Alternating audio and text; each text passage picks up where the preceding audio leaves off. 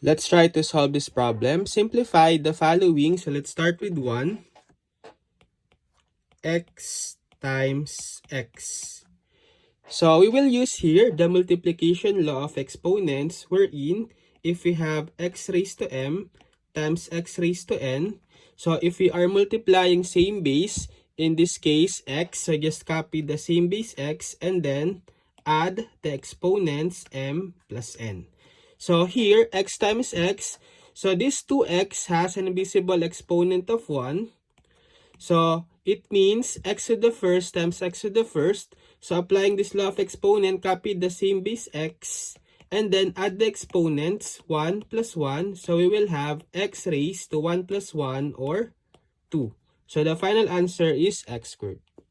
For number 2, we have 2 cubed times 2 squared. So we are multiplying again same base of 2. So just copy the base 2 and then add the exponents 3 plus 2. So we'll have 2 raised to 3 plus 2 or 5. If we simplify this further, it means 5 factors of the base 2. So it's 2 times 2 times 2 times 2 times 2. Total of 5 factors of 2. So if we simplify this will be equal to positive 32.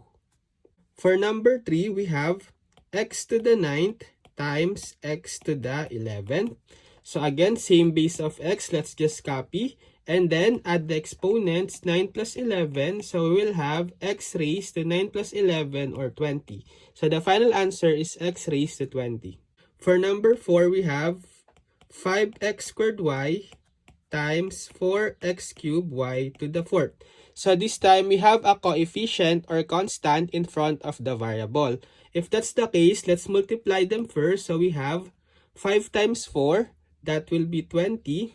And then for the same base, x squared and x cubed, so copy the base x and add the exponents 2 plus 3. So we have x raised to 2 plus 3.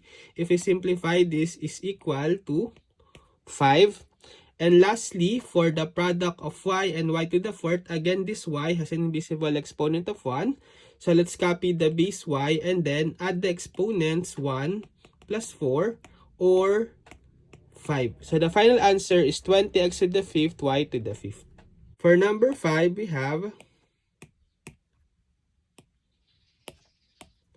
negative 3x cubed y cubed z to the negative 4 times 2x to the negative 2y to the 5th c cubed times 6x y to the negative 3z to the 6th. So again, let's multiply first the constants. So we have negative 3 times 2 times 6, or that's equal to negative 36. And then for the same base x, we have x cubed times x to the negative 2 times x to the 1st.